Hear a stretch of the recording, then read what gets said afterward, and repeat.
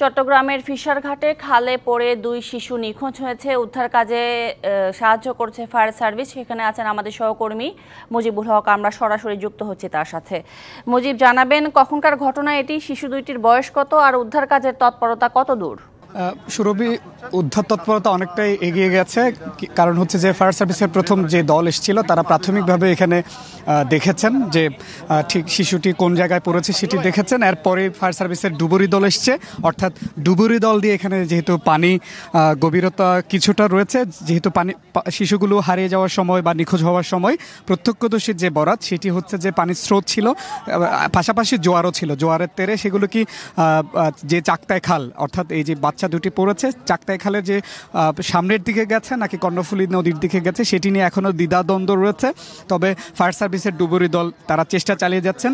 ঠিক অভিভাবক না থাকার কারণে, অর্থাৎ বাচ্চা দুটির অভিভাবক কারা বা ঠিক কোন কাদের সন্তান সেটি না জানার কারণে তাদের বয়স বা বিস্তারিত কোনো তথ্য আসলে জানা যায়নি।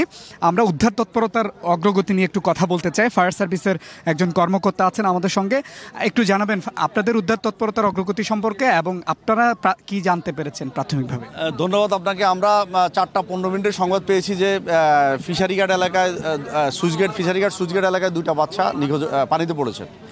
নগদে 500 টাকা বা তার বেশি পেমেন্টে পেতে পারেন ঢাকায় জমিসহ 20 কোটি টাকার পুরস্কার।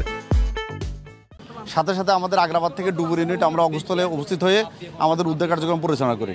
আপনারা জানেন সুইচগেট এলাকায় জোয়ার ভাটার সাথে সম্পর্কিত, তখন জোয়ারের সময় ছিলেন।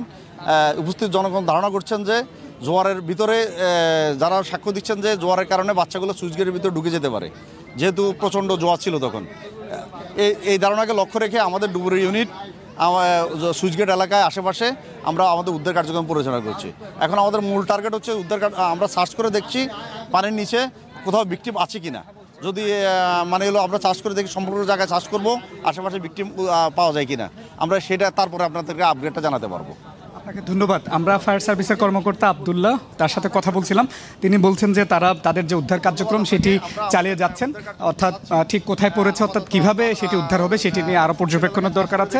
তবে আমরা যতটুকু জানতে পেরেছি 8টা পর্যন্ত উদ্ধার অভিযান তারা চালিয়ে যাবেন। এর মধ্যে যদি পাওয়া যায়, না পাওয়া গেলে তারা আগামীকাল সকাল থেকে আবার তার উদ্ধার কার্যক্রম শুরু করবেন। মুজিবুল হক, ধন্যবাদ আপনাকে।